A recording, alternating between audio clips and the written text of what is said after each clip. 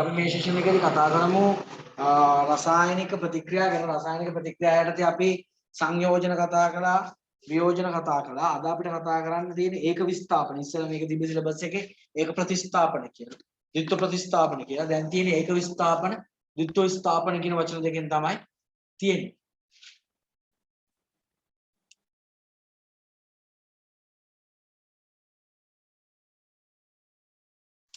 හරි? මාල්මිට ඒක කියන්නේ එයා ඩිවයිසස් තුනකින් ලොග් කරලා එයාට ලොග් වෙන්න බෑ. හරි? යාළුවෝ කියන්නේ. පුතේ ඒක විස්ථාපන මම ඒක විස්ථාපන ගැන නිකන් පොඩි හැඳින්වීමක් කිව්වා. මෙහෙම දෙයක් මෙතෙන් වෙන්නේ කියලා නේද? හරි? මේක නිකන් මෙහෙම දෙයක් පුතේ. අපි මෙහෙම සරලව ගමුකෝ. BC කියලා එක්කෙනෙක් පාඩුවේ ඉන්නවා. දෙන්නෙක්. එතෙන්ට එනවා පුතේ අධි ආකර්ෂණීය A කියලා එකෙක් කවුද? කොහොමද ඒ සින්දුවල තියෙන්නේ මේවනේ පුතේ. දැන් කාලේ අර තියෙන හඬලා වැළපෙන සින්දුවල තියෙන්නේ මේ වගේ වනේ පුතේ. එතකොට ඔයගොල්ලෝ මේක ඔළුවට දාගන්න ලේසි. තේරුණාද? හරි?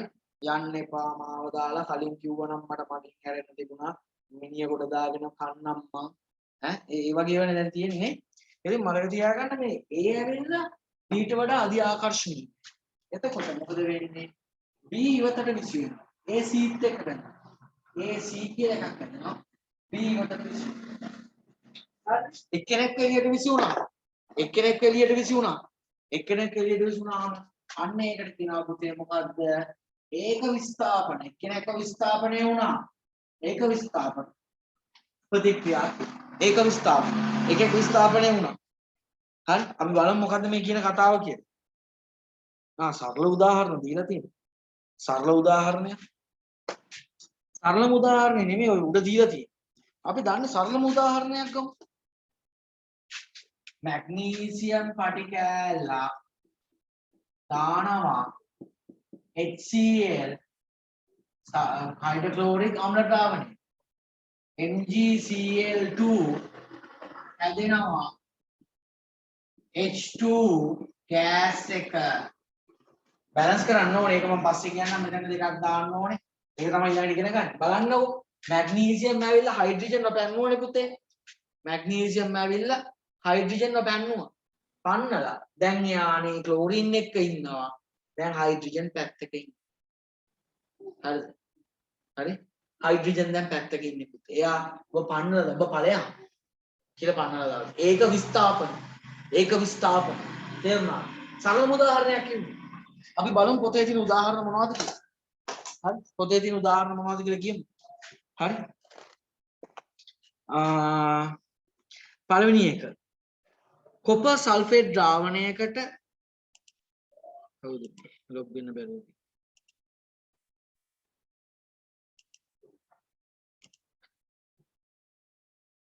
කොපර් සල්ෆේට් ද්‍රාවණයකට සිංක් කුඩු සිංක් දැම්මහම පුතේ සිංක් සල්ෆේට් හැදිලා කොපර් තැම්පත් වෙනවා. කොපර් නම් වායු වගේ උඩ යන්නේ නැහැ.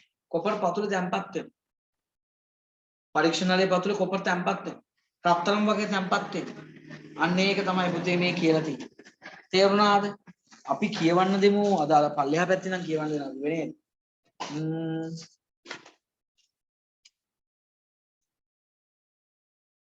කවුද දන්නවද කියවන්නේ?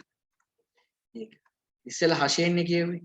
යශෝද්‍යා හයියෙන් කියවන්න ඕනේ පුතේ. තද කළු වකුරෙන් නිර්වචනයක් තියෙනවා ඒක විස්ථාපනයේ. තද කළු වකුරෙන් ඒක විස්ථාපනයේ නිර්වචනයක් තියෙනවා. මූලද්‍රව්‍ය යම් සංයෝගයකට අනේ ඇහෙන්නේ නැහනේ පුතේ. මූලද්‍රව්‍ය යම් සංයෝගයකට පවතින මූලද්‍රව්‍යයක් විස්ථාපනය කරමින් නීතිමය ස්ථානීය අත්තර දෙන වෙනස් සංයෝගයන් සෑදීමේ ප්‍රතික්‍රියා ඒක විස්ථාපන ප්‍රතික්‍රියා නම් වේ. මූලද්‍රව්‍යයක් හරි යම් සංයෝගයක පවතින මූලද්‍රව්‍යයක් එතනින් විස්ථාපනය කළා. තේරුණාද? එතනින් විස්ථාපනය කළා මොකද වෙන්නේ? ඊට හිමි ස්ථානයේ අත් කර ගන්නවා බලන්නකො. ඒ ගිහිල්ලා බීව පන්නලා එතන අල්ල ගන්නවානේ පුතේ. අන්න ඒ ක්‍රියාවලිය. කියනවා මොකද්ද? ඒක විස්ථාපන ප්‍රතික්‍රියා කියලා. අපි මොකද්ද පුතේ මුලින්ම කරේ ඉස්සෙල්ලා? ලිව්වද ඉස්සෙල්ලාම කලේ මොකද්ද අපි ලිව්වද මොකද්ද?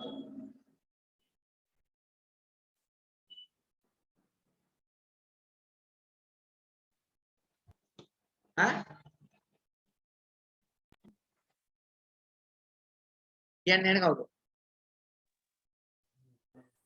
අපි ඉස්සෙල්ලාම සමීකරණ ලිව්වද මොකද්ද කරේ පුතේ? ඔව් සර් සමීකරණ නිර්වචන දීලා සර් නිර්වචන. මේකයි. නිර්වචනය. හරි නිර්වචනය අපි මම පොඩ්ඩක් මේ වෙනස් කරලා දෙන්න. වෙන පාටකින් ලියමු. නිර්වචනය ලියමු. ලියන්න.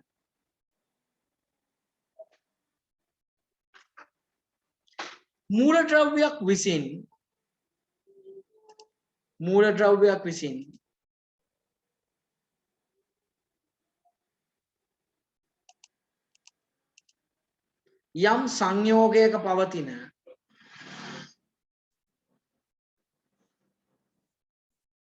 යම් සංයෝගයක පවතින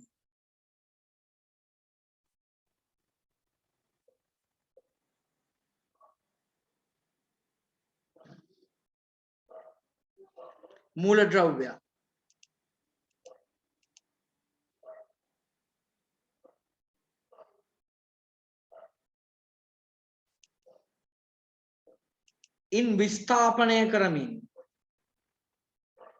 ඉන් විස්ථාපනය කරමින්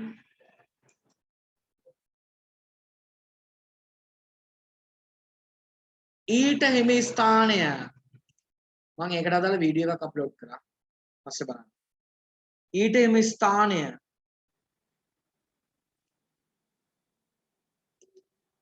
අල්ලාගෙන කියලා වචන දාන්න එපා පුතේ කැතයින් නේද අයත් කොටගෙන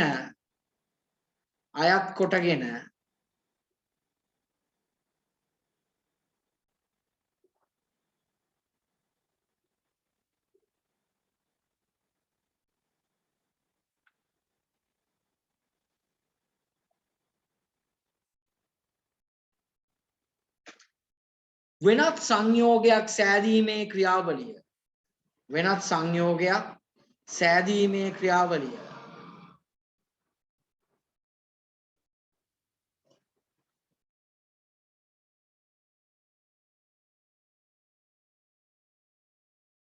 ඒක විස්ථාපන ප්‍රතික්‍රියා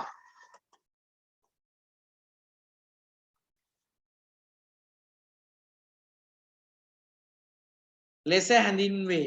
ටක් ගාලා පුතේ හයිලයිට් බොක්ස් කරමු.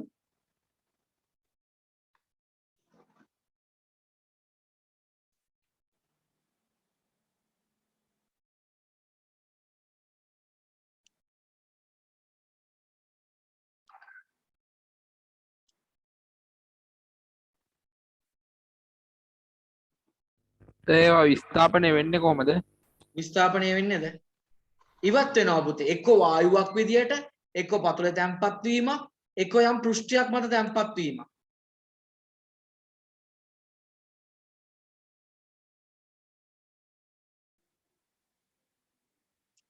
මම දැන් ඕගොල්ලන්ට දාන්නම් මැග්නීසියම් පතුලේ තැම්පත් වෙන එකක් ඈ.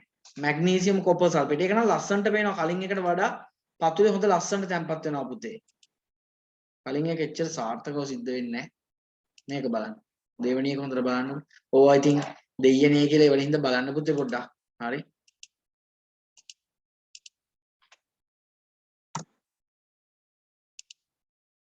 හරි. මම හිතනවා ඒක highlight box කරන්න නැති කියලා. ඊට පස්සේ මම හිතන්නේ මේක කරන්න නැත්තේ නේ. මේක ලියන්න නේ තියෙන්නේ ඊට පස්සේ. ඔව් සර්. හරි මේක ලියමු වෙන පාඩකින් ටක් ගාලා. ටක් ගාලා ලියමු.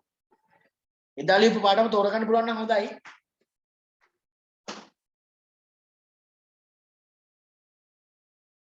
අපි දෙසැම්බර් වගේ දෙවෙනි වාරේ ටෙස්ට් එක කරමුද? දෙසැම්බර් අන්තිම වගේ.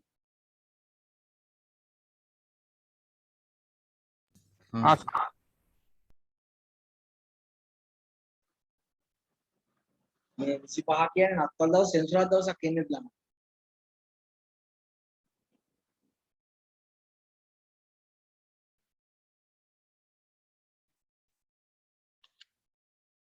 හරි.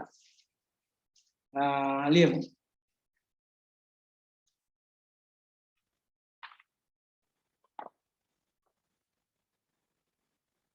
දැන් අපි තව පාඩම ඉස්සරහට ගියාම ඉගෙන ගන්නවා මැග්නීසියම් කොහොමද එහෙම යාට පවර් එකක් ආවේ හයිඩ්‍රජන් උපන්නන්න. ඒක තමයි පුතේ සමාධි ඉස්කෝලේ කරලා ඇති. ඉස්සරහට තියෙන කොටසක් සක්‍රියතා ශ්‍රේණිය. සක්‍රියතා ශ්‍රේණිය පාඩම් කරන්නම් වෙනවා. 15ක් තියෙනවා. සිද්ධුවක් තියෙනවා. පාඩම් කරන්න වෙනවා. ආවර්තාවගෝ වගේ කටපාඩම් කරගන්න වෙනවා. අපි බලමු. හරි. මෙහිදී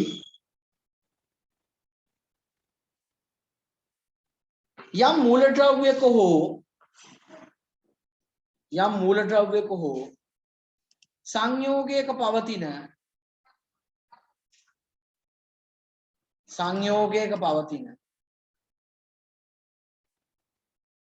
සක්‍රියතාවය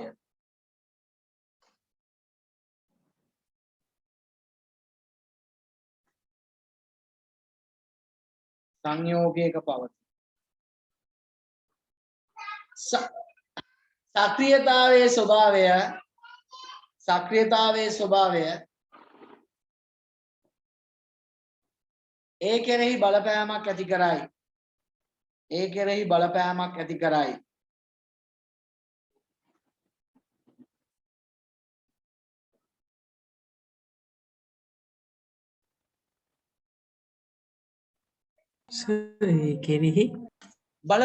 ඇති කරයි. හරි. බලන්න පුතේ පළවෙනි උදාහරණය ලියන්න ඕනේ ඔයගොල්ලෝ. පළවෙනි උදාහරණය ලියන්න ඕනේ සිංහල වචනයෙන් නා සංකේතාත්මකව.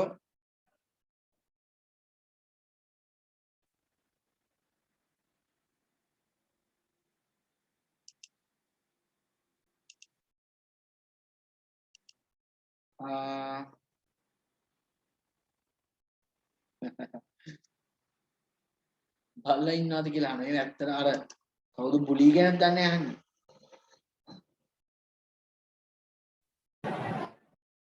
හරි. ඊට පස්සේ දෙවෙනි සමීකරණය, තුන්වෙනි සමීකරණය, හතරවෙනි සමීකරණය සියල්ලට ඉඩ තියන්නේ. බුලි මගේ නෙමෙයි. ඉස්සරහට මං තාම ඌව ඩෙන්ගු වුණාට පස්සේ අල්ලන්න බලන්න ගියේ නෑ පිටේ. ඒ කියන්නේ ඇඟට පයින්නවනේ. ලොකු ජවයක් යොදන්න ඕන ඌව කන්ට්‍රෝල් කරගන්න. තාම එහෙම ලොකු ජවයක් නැහැ. හරි. එතකොට මට සමාවෙන්න මුලදී කියන්න බැරුණා මේ ඒක විස්ථාපන ප්‍රතික්‍රියාවලට මොකද්ද දාන්න ඕනේ අංකයක්ද මොකද්ද කියලා මට මතක නැහැ. කැපිටල් C ද? පුතේ එතනින් දිනෙත් දාන්න ඕනේ. මට කියන්න අමතකුණා. කැපිටල් D ද්විත්ව විස්ථාපන ප්‍රතික්‍රියා. අපි එක පැත්තකට දාන්න එක අයින් කරමු. ද්විත්ව විස්ථාපන ප්‍රතික්‍රියා මෙයාව මකලා දාමු.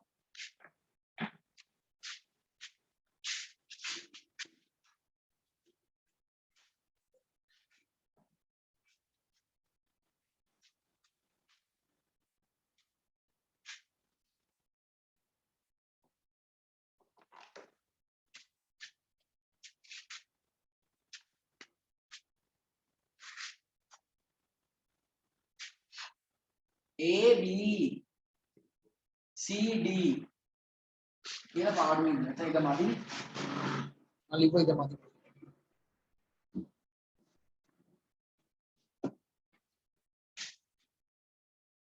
A B C D මෙන්න બોලේ A ගිහිල්ලා D එත් එක්ක නැති. B නිකන් ඉන්නේ. B බැඳිලා කාත් එක්කද C එක්ක. දෙන්නම නිස්කාපණය වෙලා මූලද්‍රව්‍ය හෝ සංයෝග කොටස් ඛණ්ඩකාරී උවමාරු වීමක් වෙලා තියෙනවා. තේරුණාද? උවමාරු වීමක් වෙලා තියෙන්නේ මේ. බලන්න. මේක මට ඊතල දාලා මේක දරා කරන්න බෑ. A D එක්ක බැඳලා තියෙන්නේ. B C වෙන වෙනම ඉන්නේ. B C එක්ක බැඳලා. තේරුණාද? B C එක්ක බැඳලා. සරල උදාහරණයක් ගත්තොත් ඔය පොතේ තියෙන ඒවෙන් අන්තිම එක්කෙන හරි සරලයි. හරි. CaCl2 calcium ක්ලෝර්. මෙයා ප්‍රතික්‍රියා කරනවලු කවුද? Sodium carbonate. Na2CO3. ඇදලා තියෙන්නේ කවුද? සෝඩියම් ක්ලෝරින් එක බැඳලා NaCl. අනිත් දෙනා කවුද? CaCO3. solid එකක් හැදෙනවා. solid එකක් හැදෙනවා. හරි. අපි කියවන්න දෙන්නේ පාර්ලිමේන්තුව පසුපෙළ මන්ත්‍රීවරුන්ට තමයි කතා දෙන්නේ. කොබල් හෂේන් යශෝද්‍ය වගීෂ පුතේ ඒකේ තියෙනවනේ පුතේ පිටුවන මගේ නම් 92 highlight කරපු වැදගත් කොටසක් තියෙනවනේ. අන්න ඒක පොඩ්ඩක් කියන්න බලන්න.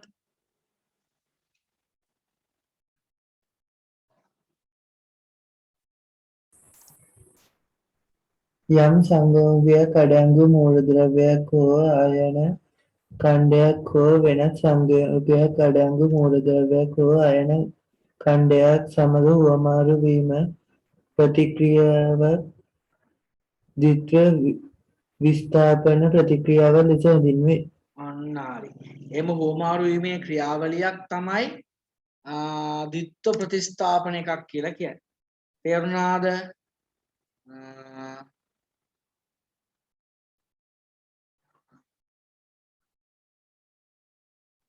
අපි ලියමු. මං කියන්නේ.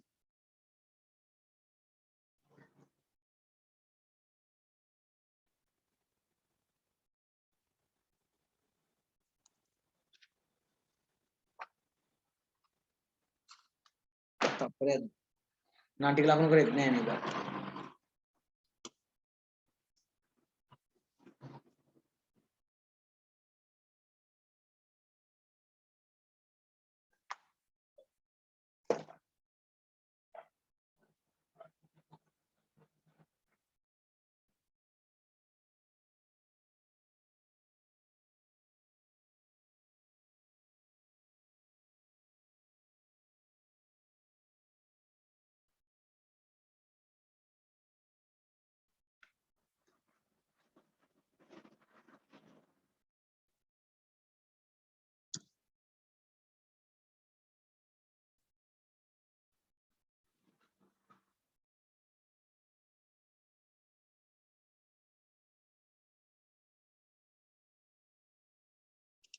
ලියමු. යම් සංයෝගයක අඩංගු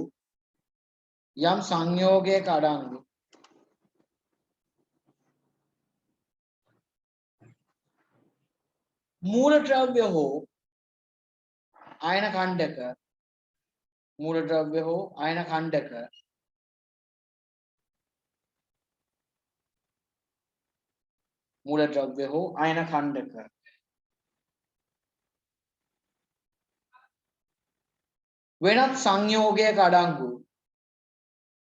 වෙනත් සංයෝගයක අඩංගු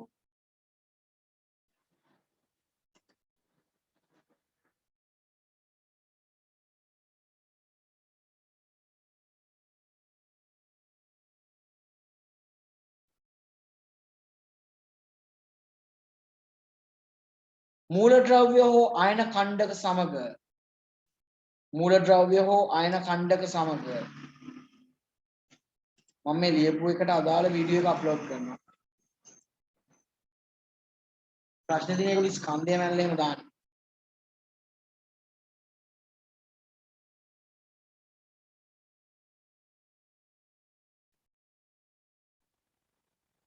මූලද්‍රව්‍ය අයන ඛණ්ඩක හුවමාරු වීමේ ක්‍රියාවලිය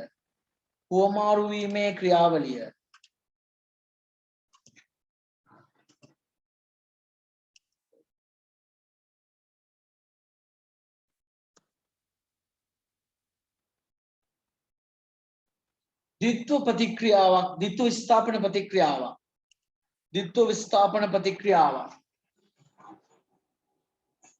ලෙස හැඳින්වේ. ඕක highlight box කරන්න. රතු පාටින් ලියලා තියෙන එකක් ලියලා highlight box කරන්න. නිල් පාටින් ලියලා තියෙන එක ලියන්න අවශ්‍ය වෙන්නේ නැහැ. ටක් ගාලා කරමු.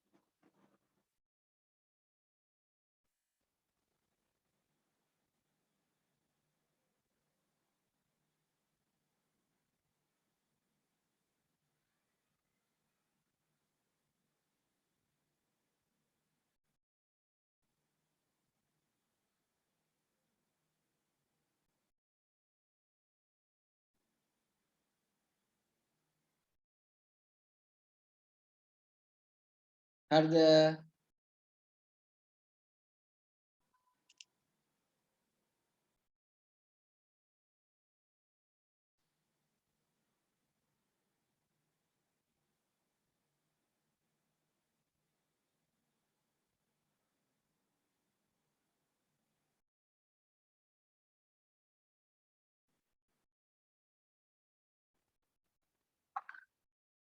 හරි.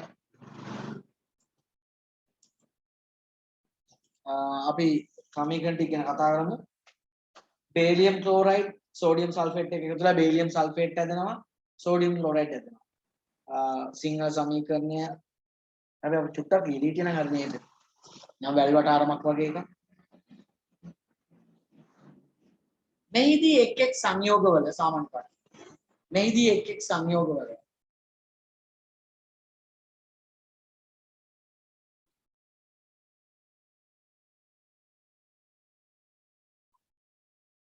මූලද්‍රව්‍ය හෝ අයන කණ්ඩක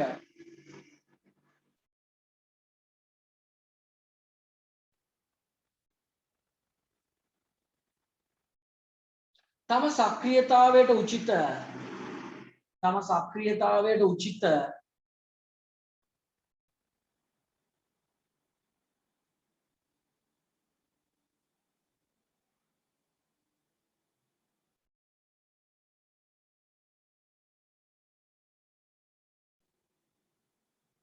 මූලද්‍රව්‍ය හෝ අයන කණ්ඩක ඕමාරු කරගනී.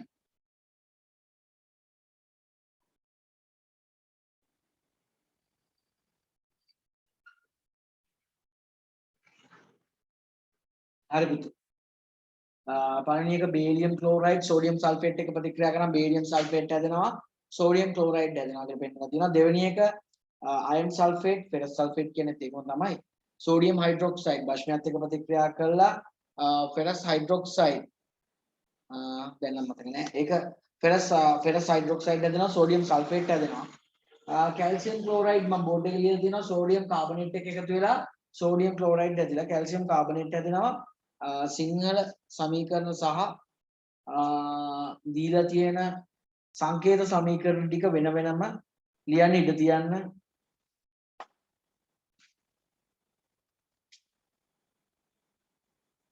ඒකම අනුමාත්‍රිකාව ලියන්න. රසායනික සමීකරණ.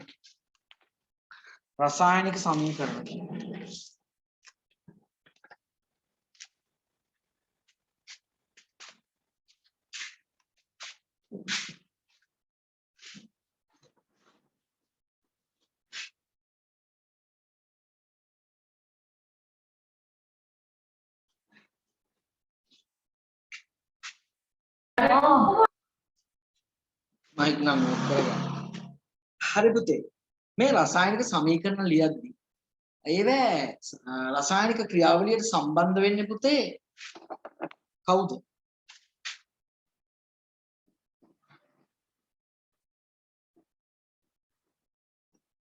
ප්‍රතික්‍රියා. හැදෙන්නේ කවුද පුතේ? ඵල. ප්‍රතික්‍රියක වලින් හැදෙනව මොනවද? ඵල. එතකොට දැන් මේ ඉගෙන ගත්තේ වෙන දෙක තුනක් තිබ්බනේ. එතකොට ප්‍රතික්‍රියක වර්ග එකතුලා විවිධ ඵල වර්ග හැදෙන්න පුළුවන්. තේරුණාද? මේ ප්‍රතික්‍රියක එක කියලා මොනේ? තව මොකක් හරි ප්‍රතික්‍රියක එකතු වෙලා හැදෙනවා එක ඵලයක්, තව ඵලයක් හැදෙන්න පුළුවන්. ඔය වගේ විවිධ ද්‍රව්‍ය හැදෙන්න පුළුවන්. තේරුණාද? හරි.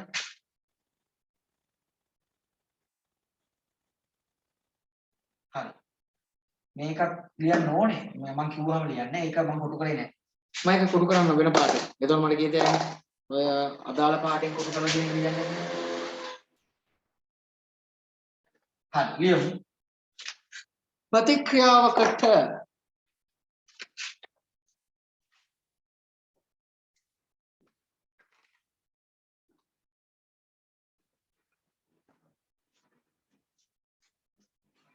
සහභාගී වන දෑ වෙන පාටකට යන්න සහභාගී වන දෑ වෙන පාටකට යන්න බෝඩ් එකේ තියෙනවා ප්‍රතික්‍රියක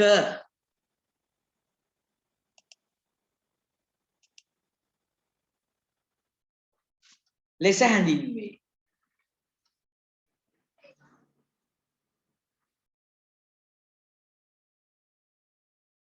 ඉන් හටගන්නා දෑ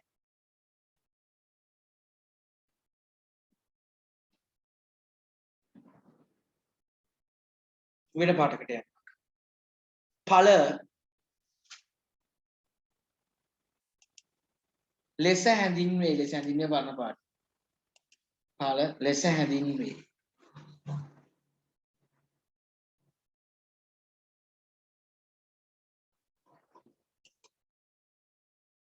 හරි. උඩ තියෙන සමීකරණ ලියන්න. ලියලා කොට කරන්න. ප්‍රතික්‍රියක වලින් ඵල හට ගන්නවා කියන එක.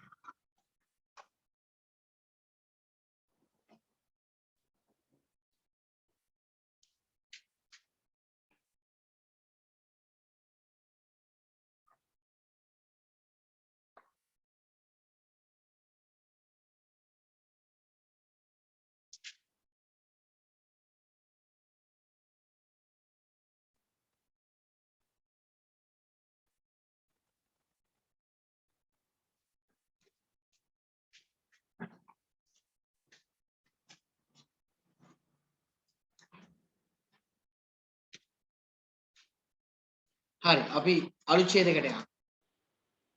අප ඉහත ඉගෙන ගන්න. ඉහත කියලා කියන්නේ උඩ නෙමෙයි. මේ වෙනකන් ඉගෙන ගත්ත ඔය පාඩම. අප ඉහත ඉගෙන ගන්න.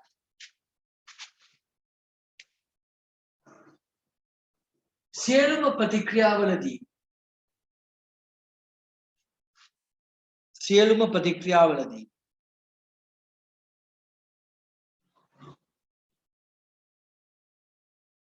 විවිධ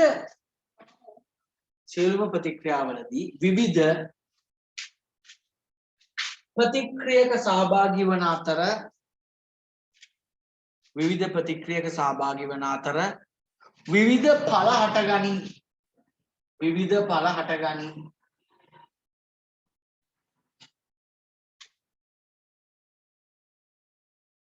මේ දෙවෙනි එක ලියමු.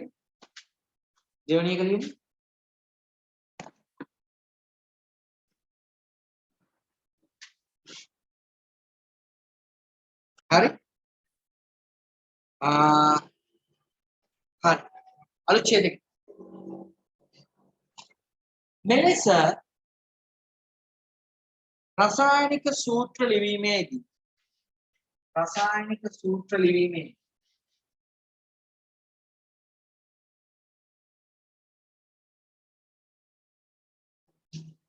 ස්කන්ධ සංස්ථිති නියමයට අනුව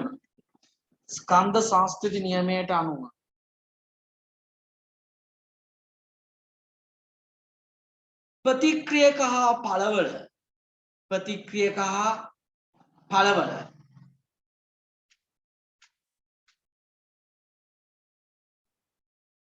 පරමාණු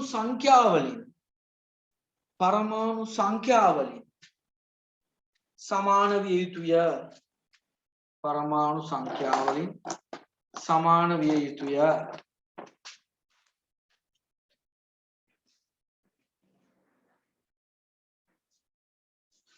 හරි මම නිකන් අද හැඳින්වීමක් කරන්න. උදාහරණ.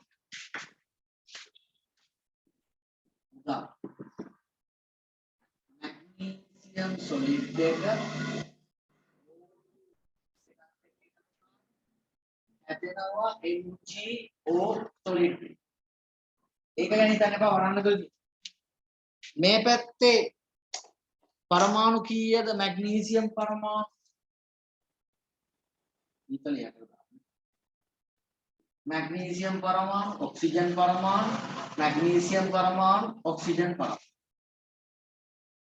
प्रतिक्रियकवල मैग्नीशियम परमाणु එකයි ऑक्सीजन परमाणु දෙකයි කියලා තියෙනවා දෙකයි मैग्नीशियम परमाणु එකයි ऑक्सीजन परमाणु එකයි හරි මේ ඇවිල්ලා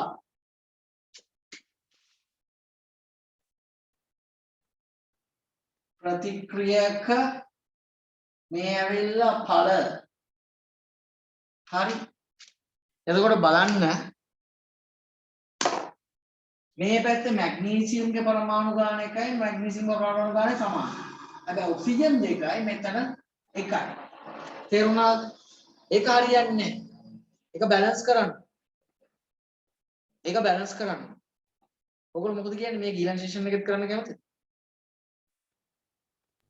සර්. නෑ කියලා ඇත්ත ඉන්නවා. කැමති කියන රේස් එකක් දාන්නකො දැන්. මේ ඊළඟ සෙෂන් එකෙත් කරමුද ප්‍රජනනය පාඩම කොහොමද කියලා කියන්නේ. ඒක. අලබල වෙන්න එපා.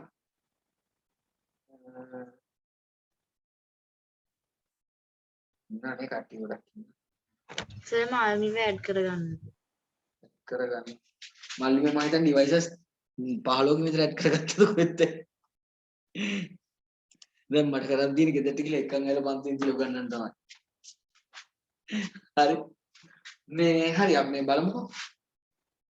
එතකොට දැන් ප්‍රතික්‍රියකවල තියෙන පරමාණු ගානයි පළවල තියෙන පරමාණු ගානයි සමාන. සමාන වෙනවා කියලා කියන්නේ මේ ඉලක්කමින් නෙමෙයි. මෙතන 2 1 3 1 1 2 කියන එක නෙමෙයි.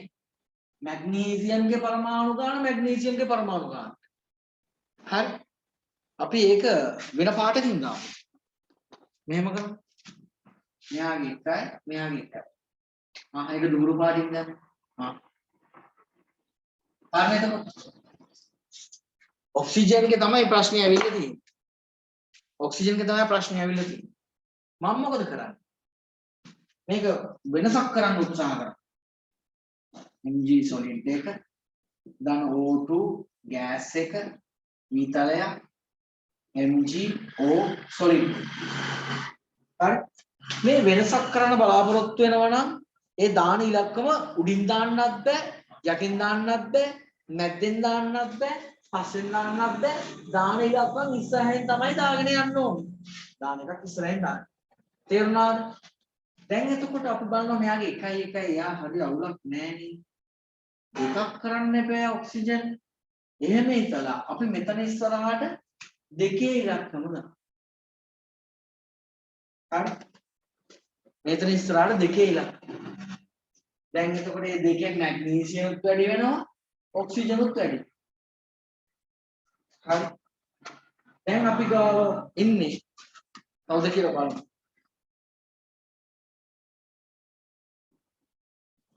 දැන් අපි ගාව මැග්නීසියම් එකයි. මෙතන මැග්නීසියම් දෙවරක් මැග්නීසියම් දෙකයි.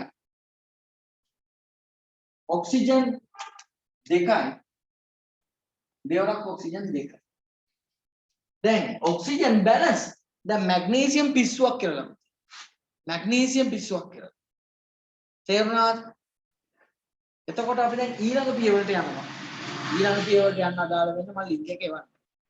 හරි? කලබල වෙන්න එපා.